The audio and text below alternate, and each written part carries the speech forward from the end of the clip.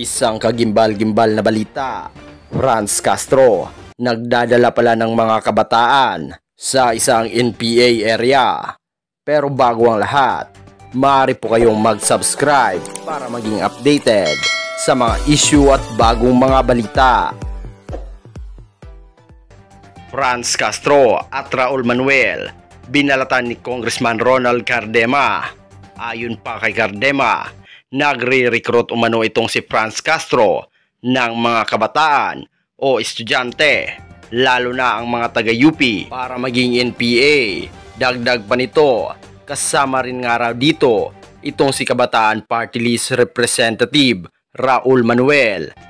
Ayon nga kay Cardema, suportado naman nga raw niya ang Kabataan Party List dahil sa mga magandang naitulong nito sa mga kabataan para sa kanilang pag-aaral at ang magandang advokasya nito para sa bayan.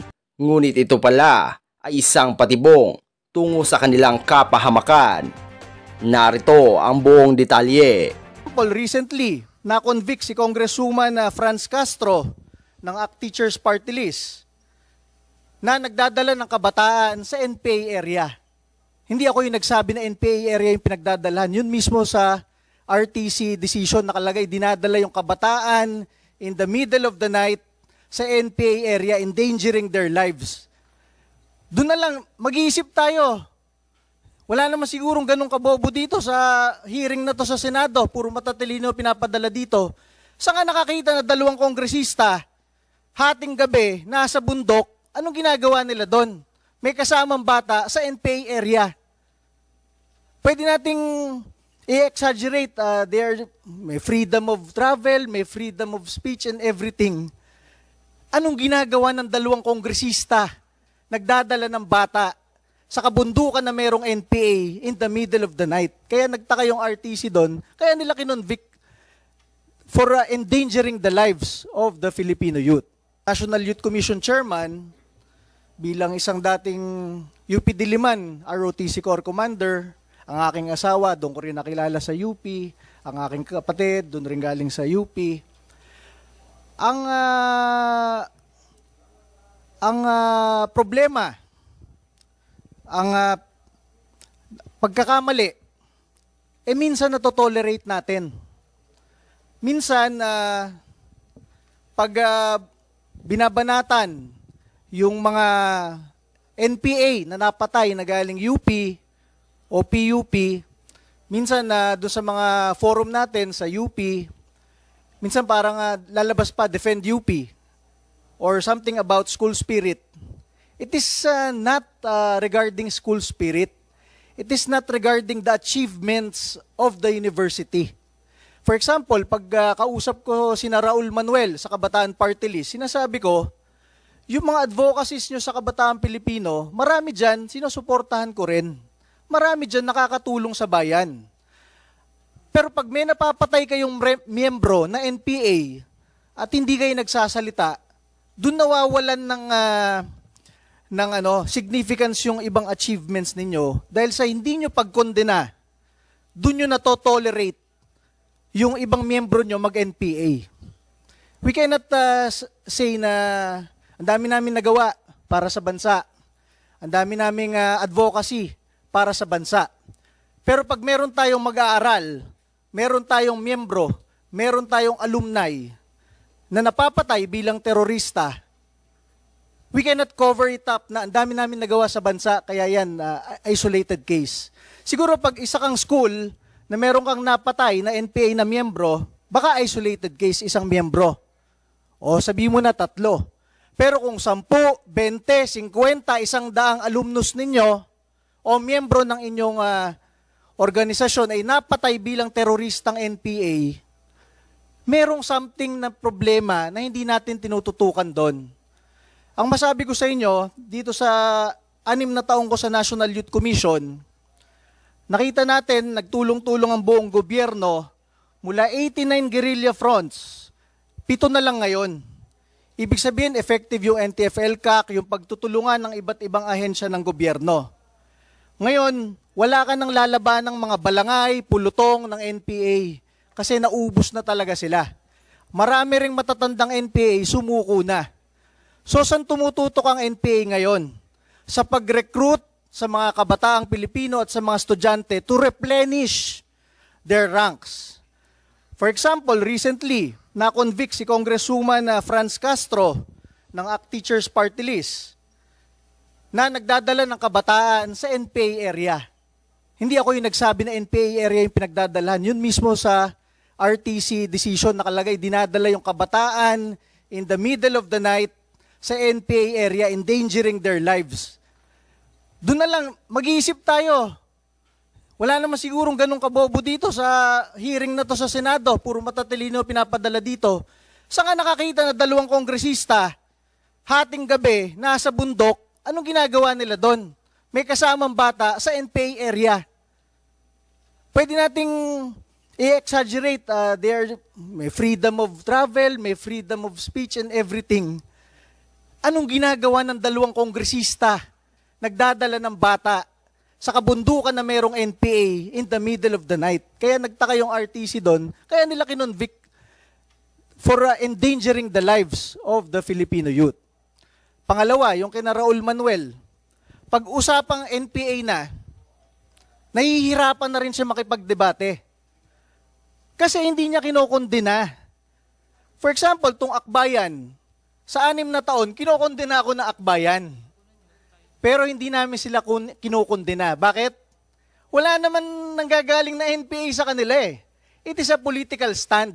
Baka kaalyado sila ng previous administrations. They are attacking the appointees of the new administration. Okay lang yon. That is part of the government and the government discussions. Mga policies ng gobyerno. Walang nag-NPA mula doon sa Akbayan eh. Kahit banatan kami ng banatan, kahit pag-resignan kami, okay lang, we understand their stand, their policies, advocacies. Pero yung sa Kabataan Party List, kaya ko sabihin diretso eh, Kabataan Party List eh, meron kayong miyembro na napapatay bilang NPA eh, hindi nyo kinokondena. Kung kinokondena nyo, baka mag-stand kami kasama ninyo sa pagkondena ninyo. Eh, hindi nyo kinokondena eh. Diyan nagsisimula yung vagueness ng red tagging at academic freedom eh. 'Di ba? Pag hindi mo kinokondena, it is bordering to toleration. 'Di ba? For example, sa UP Diliman, magja-jogging kami, makita mo, Viva CPP NPA. Wala naman yata napaparusahan na nag-vandalize doon, Viva CPP NPA. But if you do that vandalism, siguro sa UST, o sa isang private university, hahanapin ng university kung sino nag-vandalize nun at anong student organization nun. Pero dito sa atin, sa government institutions, we are not finding kung sino mga naggaganon. Yun yung pinaka-minor ha. Vandalism. What more in recruitment? Nandiyan si Kate, galing UP Diliman mismo. They became NPA members. Hindi natin kaya sabihin na nire-red tag na naman yung UP at PUP. We can just rely on the records of the government. Ilan yung miyembro nyo, alumnus ninyo, estudyante ninyo na napatay as NPA. 'Di ba? Isipin na lang po natin, karamihan naman dito merong anak. Nagpakahirap kayo magluwal ng anak, mag-aruga ng anak, hanggang makapag-aral ng pre-elementary, elementary, high school. Kahit ba anak ninyo, papayagan ninyo ma-recruit, papunta sa NPA sa bundok, hindi nyo na makasama. Baka pag patungkol na sa ating mga anak, magiging aktibo tayo. Pero pag anak ng iba, hindi tayo ganun ka aktibo. Ito sinasabi ko sa gobyerno in the past 6 years. Pinapasweldo tayo lahat bilang opisyal ng gobyerno. Bakit hindi natin tutukan talaga yung recruitment ng NPA na yan? Para matapos-tapos na. I am not saying na tutukan yung pag-demolish dun sa ideology, dun sa ideas nung bata. Kasi ganun rin naman sa Akbayan eh. Lumalaban sila minsan sa gobyerno, they are criticizing the government leaders, lagi. But none of their members become NPA fighters and terrorists. Kaya okay lang sila. Sa atin, kung meron tayong mag-aaral, meron tayong estudyante, meron tayong kabataan na napupunta sa bundok, hindi na nga kailangan sabihin na dapat maalerto na tayo. Ang tagal-tagal na nung problemang yon. Alam nyo, nare-realize ko kung anong problema dito sa atin sa gobyerno eh. The problem is so big na iniisip natin sa gobyerno, hanggang kailan ba termino ko sa NYC? Hanggang kailan ba termino ko sa UP? Hanggang kailan ba termino ko sa Senado? Hanggang kailan ba termino ko bilang mayor o barangay captain? Naku, yung issue na yan, di makakatulong sa akin yan sa karir ko. Kasi mawalan ka ng boto. Mapaaway ka pa sa school mo. Pero as of now, we are government officials being paid by the Filipino people. Sa tingin ko, sa 115 million Filipinos, hindi siguro bababa sa 100 milyon dyan ang nabibwisit sa NPA. Nanununog ng cell sites na nakaka-disrupt sa mga signals nila, nanununog ng mga truck at equipment ng construction, nangingikil sa mga businessmen, entrepreneur. At isipin na lang ninyo, pinapatay nila yung mga pulis, sundalo at kapwa Pilipino. Yung mga pulis at sundalo natin, marami doon mahihirap lang rin na nag-apply at naglilingkod sa ating bansa. Iniisip ko nga dyan gusto ko rin itanong yan ba't pag namamatay yung pulis at sundalo, wala tayong masyadong sinasabi. Hirap na yung pamilya ng pulis at sundalo kumuha ng benefits, napatay yung anak nila ng NPA. Pero pag merong napatay na NPA, syempre lalabas na dyan lahat ng grupo. Dating member ng karapatan and everything, democratic, ganito yan.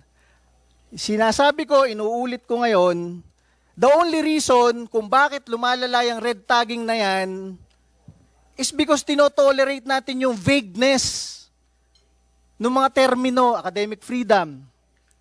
Okay lang pag-aralan lahat ng ideologies at ideas. Okay nga lang pag-aralan yung rebellion Pero when your students, your members, bear arms against the government, against our republic, dapat na magsalita yung universidad na yun, hindi namin tinotolerate yun. Hindi yun, pupunta tayo sa Senado, dito lang natin sasabihin yung magagandang gusto marinig ng senador. We contribute to the vagueness of the problem.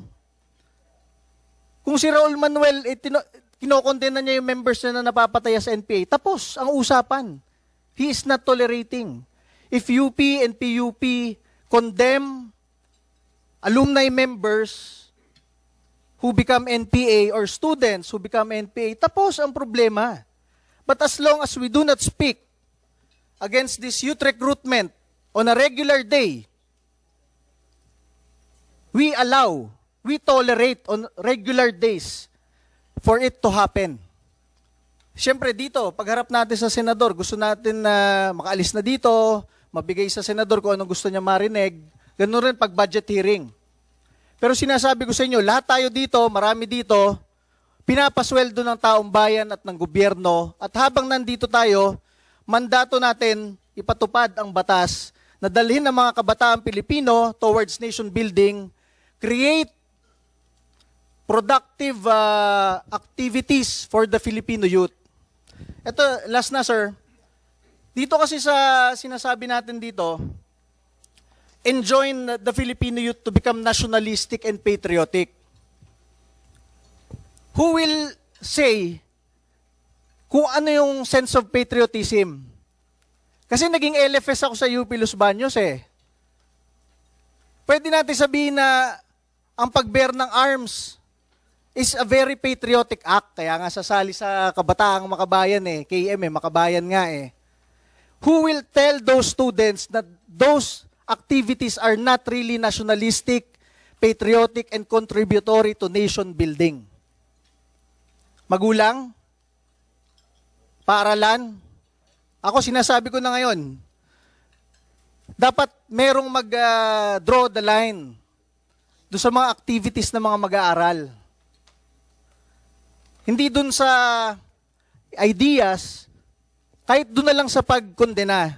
Ang tanong ko, kinokondena ba ng mga paaralan, yung mga alumni na nag-NPA?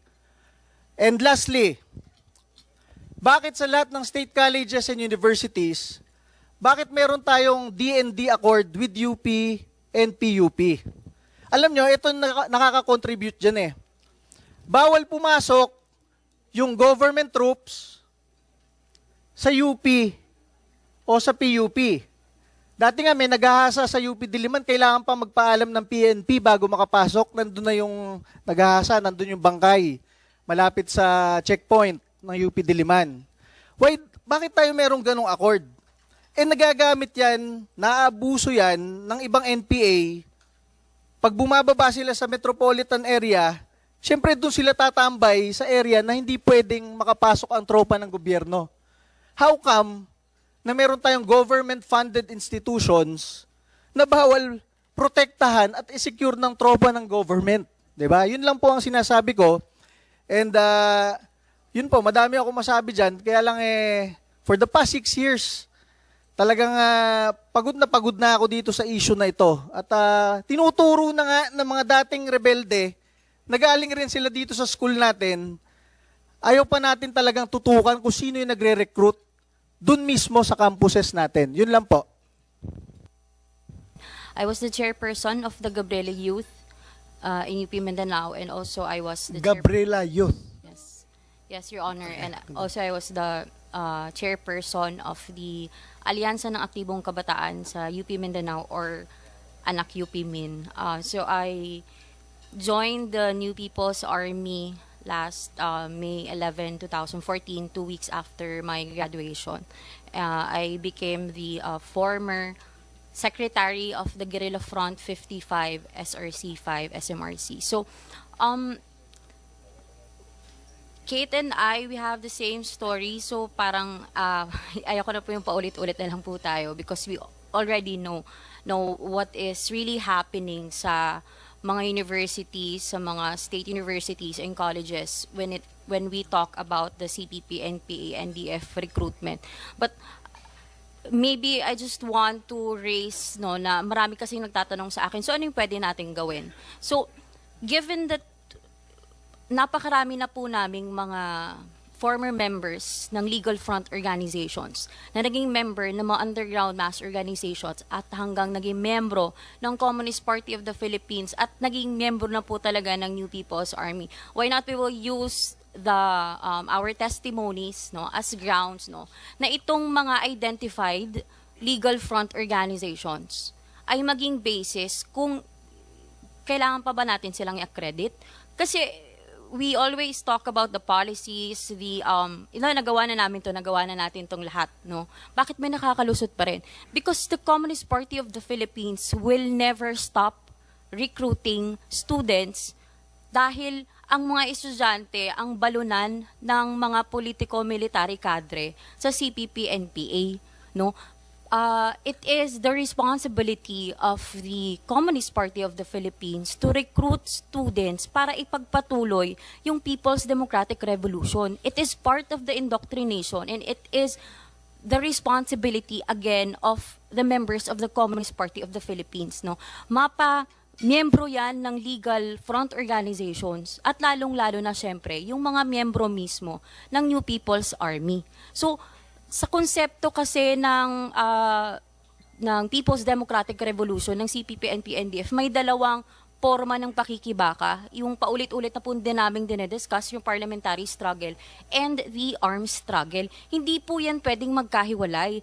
As long as we are very open with the organizations that are already identified as legal front organizations, paulit-ulit magiging cycle lang po ito. Kasi we as former rebels, we are also sacrificing ourselves in exposing the truth po, kahit nga kami, after nito, tatawagin kaming taksil sa bayan, mga, etc., all those negative na mga sinasabi sa amin. Pero at the end of the day, we are here alive to tell you the truth that this is not red tagging, siguro, yes, we recognize academic freedom, but academic freedom is not unlimited, we want to help you in creating a legislative bill, no, that will not infringe the academic freedom of the institution and of course, no, the students' constitutional right.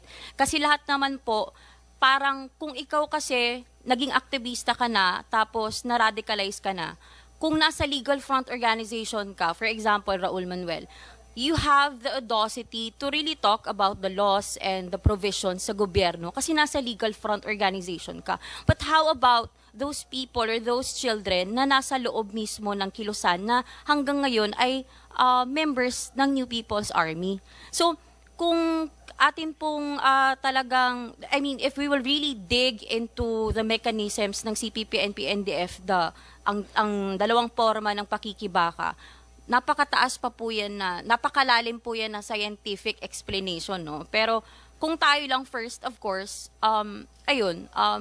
paulit-ulit na po kasi kaming nagsasabi ng mga legal front organizations, pero why is it that until now we still recognize the legal front organizations, Anak Bayan, League of Filipino Students, Gabriela Youth, and even us, no, and of course yung ibang mga tao na they are blind about what is really the kung sino ba talaga yung mga tao na nasa loob ng Kabataan Party List, na nasa loob ng Gabriela. Kasi patuloy nilang sinasabi na sila yung tumutulong sa mga tao. And later we will discuss to you, no, kasama ko po yung mga members ng indigenous people sa Talaingod, Manobo, and the former secretary of the SRC5 to really share to you what is really happening, no, doon talaga mismo sa kabundukan, na kung saan connected ito sa pagre-recruit, hindi lang doon sa mga kabataan na katutubo, kung hindi nagiging balunan ito para makapag-recruit ng mas marami pang mga kabataang estudyante, especially, no, sa Universidad ng Pilipinas at sa Polytechnic University of the Philippines. So, yun lang po. And of course, no, later we will also parang makonect na lang po namin lahat na at the end of the day po, no, kahit po na si University of the Philippines, si PUP, may mga ganitong palisiya, kung wala po tayong political will to really stop, no, or prevent the recognition of the legal front organizations, wala po tayong magagawa. And alongside with the prevention na hindi marekognisa ang mga identified legal front organizations, we are begging the government to really look into the welfare of the students, no, when it comes to education. Dahil nakasaad naman po sa constitutional right natin na everyone, no, should have a quality and accessible education. Yun lang po at maraming salamat.